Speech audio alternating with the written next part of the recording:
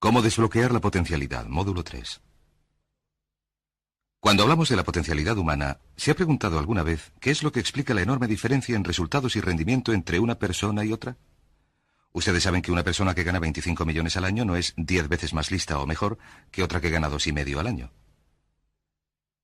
¿Por qué la diferencia es de un factor de 10? Y si sube hasta el tope de la escala, hasta una persona que gana 250 millones, ¿es esa persona 100 veces mejor y más lista que la que gana 2,5? Imposible. En un reciente estudio sobre coeficientes de inteligencia, se seleccionaron a 1000 hombres y mujeres entre la población y se les hicieron pruebas para determinar sus coeficientes. Se halló que la persona con mejores resultados de las 1000 seleccionadas era solo 2,5 veces más inteligente que la persona con peores resultados de esas 1000. Solo una diferencia de 2,5 veces, y probablemente sucede lo mismo para toda la población. Por tanto, ¿a qué se debe la diferencia? Cuando hablamos de la potencialidad humana, llegamos a una fórmula muy sencilla que desarrollé hace algunos años y quizás lo explica un poco. La fórmula se inicia con lo que llamamos AC, atributos congénitos. Las cualidades, la inteligencia, la capacidad, el temperamento, las cosas con las que uno nace y que en realidad en poco puede cambiar, más los atributos adquiridos. Ahora bien, los atributos adquiridos son muy importantes. Estos son la educación, la formación, la destreza, la experiencia, el conocimiento, la sabiduría, y así sucesivamente multiplicados por A, que es la actitud. Es igual a la potencialidad humana individual, o el rendimiento humano individual, o a los resultados humanos individuales, si lo prefieren. De estos tres, los atributos congénitos ya están establecidos en su práctica totalidad cuando nacemos. Los atributos adquiridos se pueden modificar, pero esta modificación lleva tiempo. Pero a veces cambiamos muy deprisa. Una información preciosa puede modificar nuestra eficiencia de manera espectacular, pero nuestras actitudes se pueden incrementar o reducir de manera espectacular en pocos segundos. Cada vez que mejoramos nuestra actitud, multiplicamos todas nuestras capacidades. La actitud se ha definido con mucho acierto como la palabra más importante para el ser humano.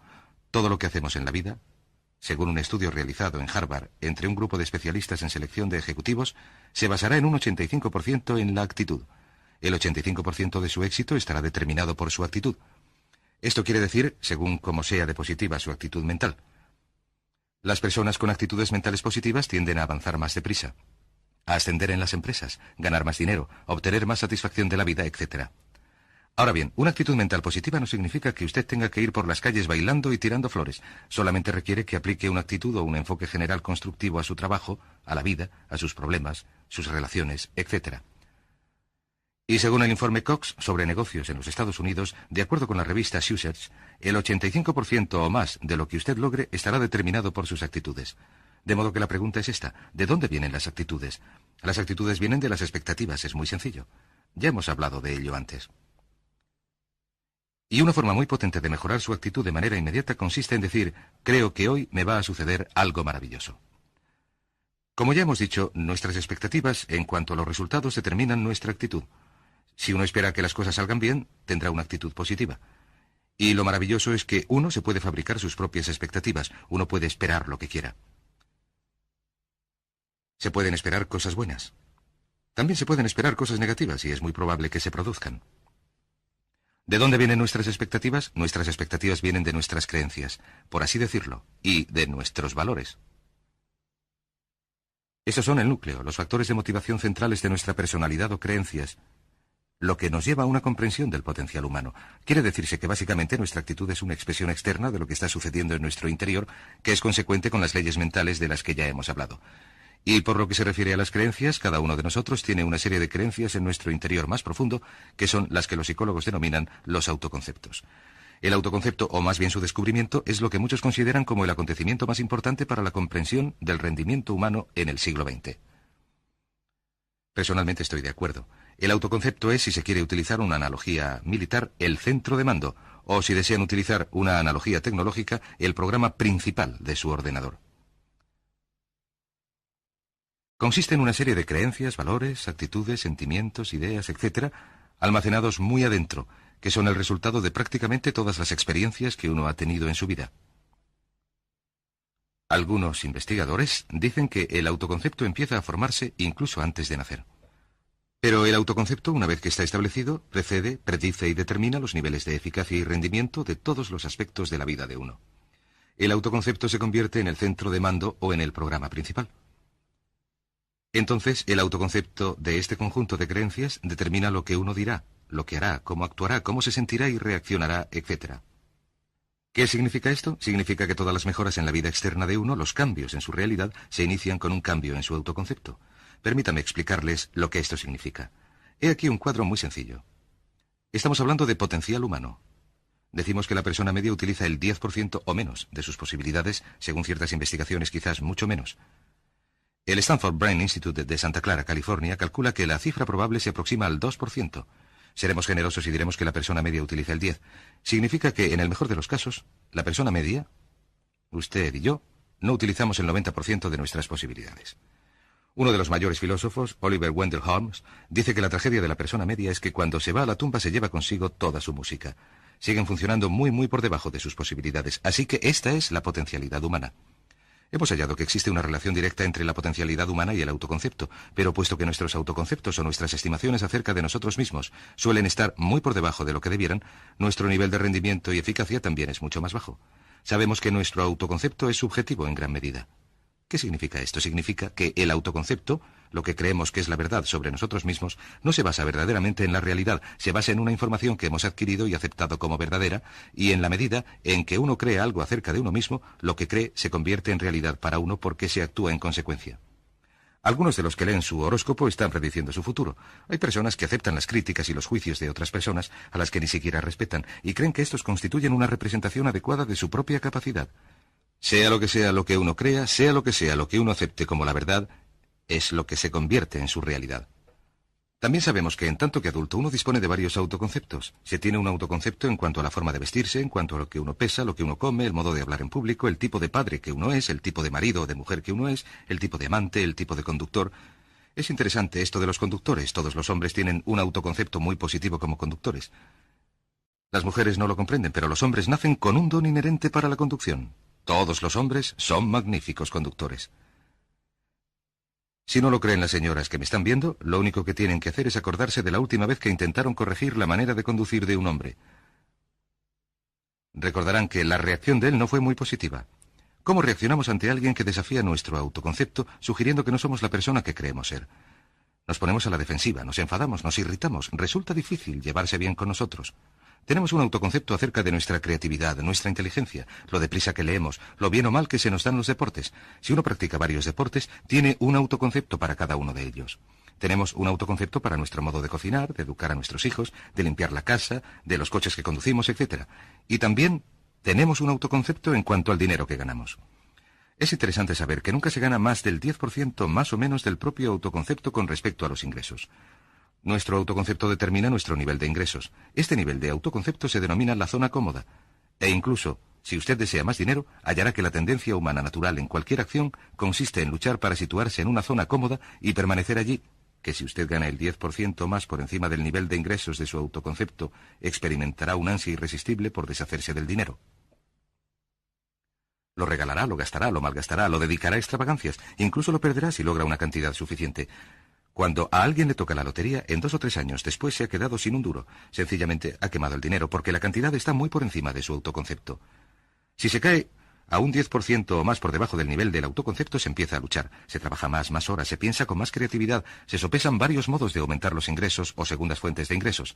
La única manera de mejorar cualquier parte de la vida de uno, incluidos sus ingresos, consiste en elevar el nivel de autoconcepto en cuanto a los ingresos, empezando a pensar en uno mismo continuamente como alguien que gana más dinero. Si se desea adelgazar, la única manera de perder peso es pensar como una persona delgada.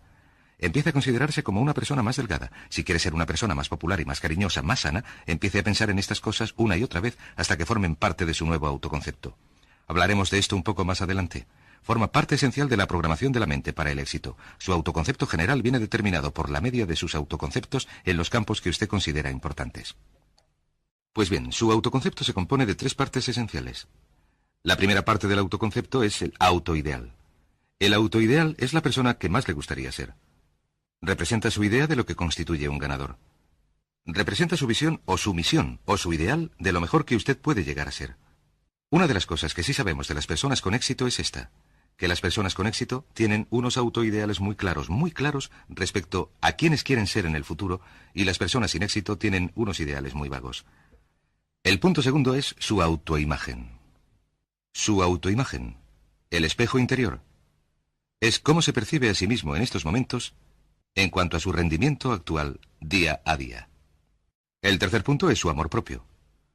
Su amor propio corresponde a sus sentimientos en cuanto a sí mismo. Los sentimientos en cuanto a sí mismo son la fuerza motriz, son el motor, son la potente fuerza de su subconsciente. Son la fuerza interna de su autoconcepto y determinan prácticamente todo lo que le sucede. La mejor definición del amor propio es que usted se gusta a sí mismo. Hasta qué punto se gusta resulta evidente. Cuánto se gusta en tanto que empleado, en tanto que jefe, en tanto que persona que gana dinero, orador profesional, atleta, etc. Cuánto se gusta, su nivel de amor propio, su sensación emotiva general en relación con cualquier aspecto de su vida determina su rendimiento y eficacia en dicho aspecto. Lo que es maravilloso, puesto que uno se convierte en lo que piensa, es que su autoconcepto es maleable, su amor propio se puede alimentar si se repite una y otra vez. Me gusto, me gusto, me gusto, me gusto. Cuanto más repita me gusto, cuanto más lo repita una y otra vez, más crecerá su amor propio. Y cuanto más crezca su amor propio, más se elevará su autoconcepto general. Cuando su autoconcepto general aumenta, usted rinde mejor en todo lo que intenta. Cada vez que se diga me gusto, me gusto, me gusto, me gusto, es como si se estuviera poniendo una inyección de vitaminas psicológicas. Todo lo que ocurra que haga disminuir su amor propio hará que su rendimiento empeore, le hará equivocarse, ser desgraciado, etc. Un punto crítico en relación con el hecho de gustarse a uno mismo, con el amor propio, es que, en primer lugar, nunca puede querer a nadie más que lo que se quiere a usted mismo, que su nivel de amor propio determina la calidad de sus relaciones con los demás. Y el segundo punto es que nunca puede esperar que nadie le quiera o respete más de lo que usted se quiere o respeta a sí mismo.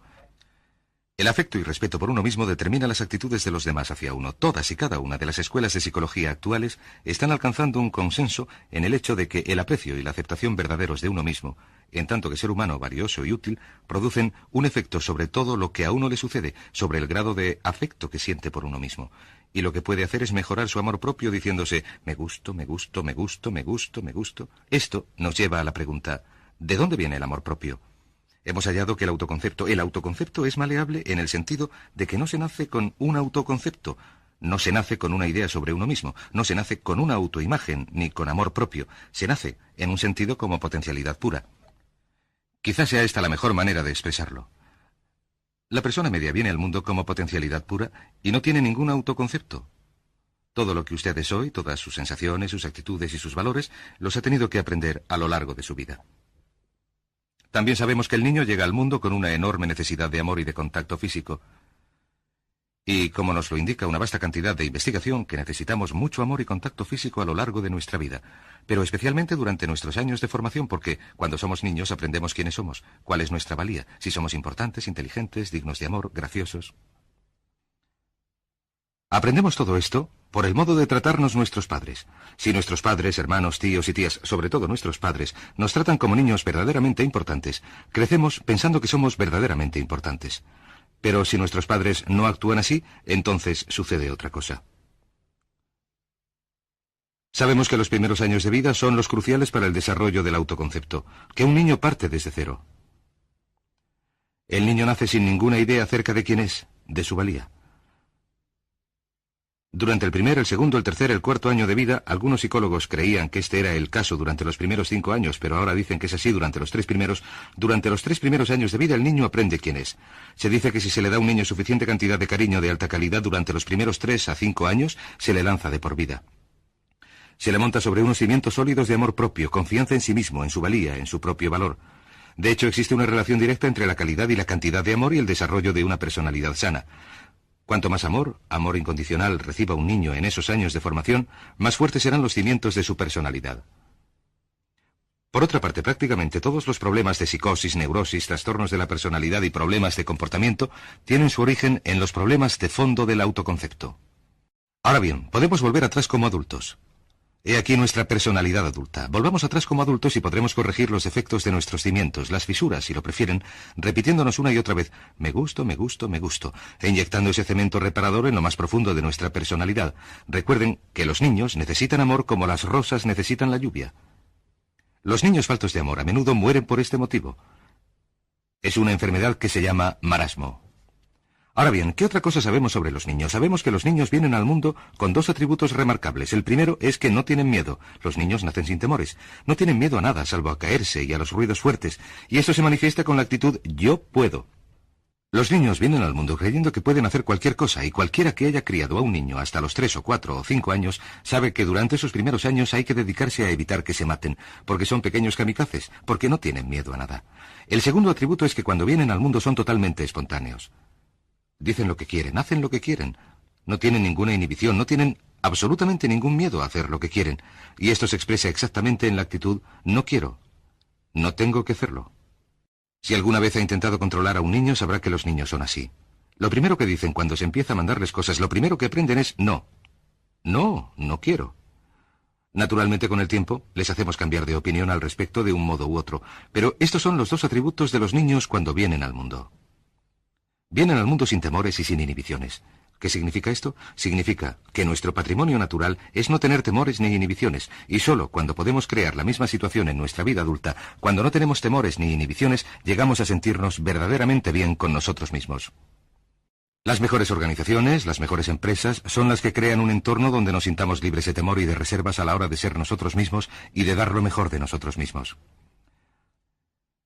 Sabemos que a medida que van creciendo los niños aprenden de dos maneras. En primer lugar, aprenden por imitación. Imitan a uno u otro de sus progenitores, especialmente al dominante. A veces el progenitor dominante cambia según el niño va creciendo. A veces los niños imitan al padre, a veces a la madre, pero aprenden por imitación. Muchas de las características y las costumbres que tenemos como adultos las hemos aprendido de nuestros padres. ¿Ha tenido alguna vez la oportunidad o la ocasión de gritar a uno de sus hijos o de darles una voz? Uno dice las mismas cosas que su padre le decía a uno cuando era niño. Imitamos. A veces imitamos su forma de andar, a veces su forma de hablar, a veces sus valores, sus creencias, etc., aunque dichos valores y creencias no nos sirvan. ¿Por qué? Pues porque nuestros padres actuaban así con nosotros cuando éramos niños. La segunda forma en que aprendemos es pasando de la incomodidad, de lo que no nos hace sentirnos bien, a la comodidad. Freud denominó a esto el principio del placer. Se debe a que nos dirigimos hacia lo que nos hace sentirnos a gusto, lo que nos da placer, lo que nos hace sentirnos bien en cuanto a nosotros mismos. Pasamos de la incomodidad a la comodidad. Así es como nos deshacemos de niños de los pañales. Nos decimos que ya no es divertido ir por ahí con los pañales sucios. Vemos lo que hacen nuestros padres, nuestros hermanos mayores y nos decimos, pues esta gente no hace lo que yo, y así aprendemos a andar y así lo aprendemos todo. De modo que pasamos de la incomodidad a la comodidad a lo largo de nuestras vidas. Por cierto, así es como aprendemos. Imitamos, leyendo lo que los demás han hecho, estudiando en los libros, en el trabajo. Imitamos cuando vamos a colegio y hacemos lo que nos produce resultados positivos, lo que nos da refuerzos positivos, y hacemos menos lo que nos cause incomodidad o dolor. Muy pronto en la vida, por error o como resultado de un error de los padres en la educación, los niños aprenden modelos de hábitos negativos. Los modelos de hábitos negativos tienen su origen sobre todo en las críticas negativas. Las críticas negativas comienzan muy pronto en la vida. A veces durante los primeros meses. Y la crítica negativa la utilizan los padres para dirigir y controlar a los niños. Desgraciadamente, tiene un efecto muy, muy peligroso y destructivo sobre uno, ya que la crítica negativa tiende a socavar la integridad de la personalidad del niño. Yo mismo, y también la mayoría de ustedes, hemos sido socavados y dañados por las críticas negativas más que por todas las guerras de la historia. De resultas de las críticas negativas empezamos a desarrollar modelos de hábitos negativos. Los modelos de hábitos negativos son reacciones condicionadas ante ciertos estímulos. Los modelos de hábitos negativos se desarrollan pronto en la vida, como resultado del miedo y el dolor repetidos, una y otra vez. Se desarrollan como resultado de las críticas negativas, el castigo físico, etc. Pronto empezamos a desarrollar dos manifestaciones que nos persiguen a lo largo de nuestras vidas e inhiben nuestra potencialidad. La primera es la que se conoce como el modelo de hábitos negativos por inhibición. Este modelo se aprende cuando al niño le dicen una y otra vez, no, vete de aquí. Deja eso. Y le castigan. Cuando el niño intenta hacer algo nuevo, o se mete en algún sitio, o huele algo, o vierte algo, o rompe algo accidentalmente, los padres explotan y se enfadan y se enojan.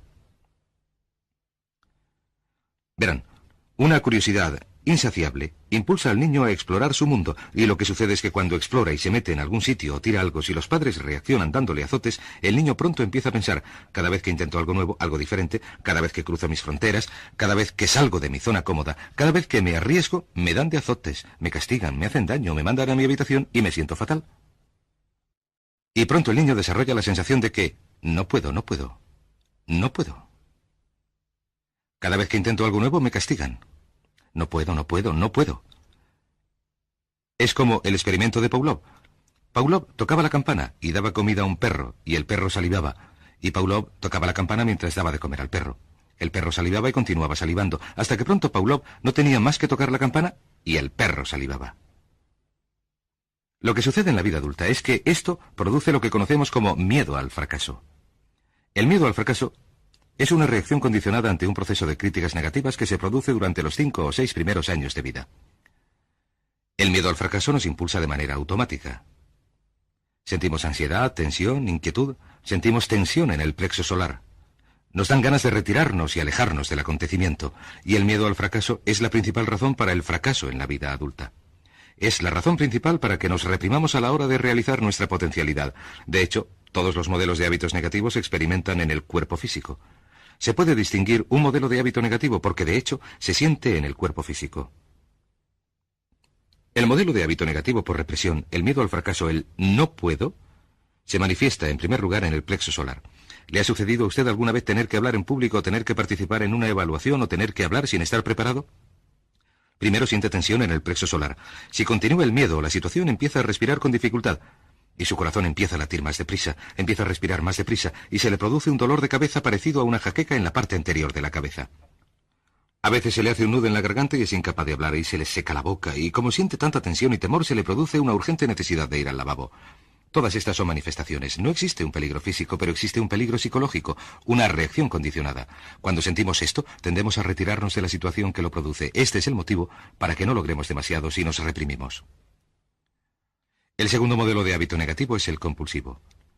El modelo de hábito negativo compulsivo se aprende cuando de niños nos dicen una y otra vez, hazlo o verás. Si no lo haces, te la cargas. Se convierte a los niños en recipientes de amor condicionado. No es la intención de los padres, pero lo que hacen es sugerirle al niño que no te quiero, así que no estarás seguro hasta que hagas lo que deseo. El niño crece sintiendo que tiene que hacer lo que quiere mamá. Tengo que complacer a mamá, tengo que complacer a papá. Tengo que complacer a los demás, tengo que complacer a mis hermanos. Con el tiempo tengo que complacer a mis compañeros. Tengo que complacer a mis profesores. Tengo que complacer a todo el mundo. Y crecen con esta cantinela. Tengo que. No puedo hacer lo que quiero, tengo que hacer lo que complace a los demás. Este modelo de hábitos negativos compulsivos, adquirido pronto en la vida, se convierte en un miedo al rechazo. El miedo al rechazo se experimenta en los adultos como el comportamiento del tipo A. Hablaremos del comportamiento del tipo A más adelante en este curso. El comportamiento de tipo A es una necesidad compulsiva o una necesidad compulsiva excesiva de complacer de algún modo sin disponer de unas normas de actuación, de modo que nunca se pueda llegar a lograrlo. El miedo al rechazo nos impulsa, nos hace muy sensibles a las necesidades de los demás. Hacemos lo que quieren los demás, no hacemos lo que nosotros queremos. Siempre estamos intentando complacer a los demás. Nos preocupan las opiniones y los sentimientos y las actitudes de los demás hasta el punto de que nos negamos nuestras propias necesidades. El miedo al rechazo se siente en la parte posterior del cuerpo. Si se divide el cuerpo por la mitad, se siente cómo baja por la parte posterior del cuerpo. El primer punto donde se empieza a sentir el miedo al rechazo suele ser en los hombros y el cuello. Se empieza a sentir como rigidez y tensión. A veces, cuando se tienen muchas cosas que hacer, se siente una enorme tensión en la parte baja de la espalda. Los músculos empiezan a contraerse. A veces se manifiesta como flebitis y varices, y con frecuencia puede producir fuertes dolores en la parte posterior de la cabeza. Las arterias carótidas que transportan sangre a la cabeza, los músculos a su alrededor se contraen y disminuye el flujo de sangre a la cabeza, con lo que se produce un fuerte dolor pulsante en la parte trasera de la misma. Estos dos miedos, los modelos de hábitos negativos, de compulsión y de inhibición, son el resultado de la crítica negativa, la gran destructora de la personalidad que nos atormenta a lo largo de nuestras vidas. Lo maravilloso en este sentido es que, puesto que son modelos de hábitos aprendidos, los podemos desaprender. Podemos superar el miedo al fracaso que nos reprime. Podemos superar el miedo al rechazo que nos hace hacer lo que complace a los demás y no lo que nos complace a nosotros si trabajamos sobre nuestro amor propio. Porque existe una relación inversa entre el amor propio y el modelo básico de hábitos negativos. Porque cuanto más se guste uno, menos temerá el fracaso. Cuanto más se guste uno, menos temerá el rechazo. Cuanto más se guste uno, menos temerá. Y si sigue repitiendo, me gusto, me gusto, me gusto, una y otra vez, si continúa diciéndolo, con el tiempo su amor propio crecerá más y sus temores disminuirán. Cuando aumenta el amor propio, los temores siguen la dirección opuesta. ¿Cómo se hace frente a la crítica negativa si se tiene que criticar a los demás? Pues es muy sencillo. Muchos padres nos lo han preguntado. ¿Cómo se controla a los niños?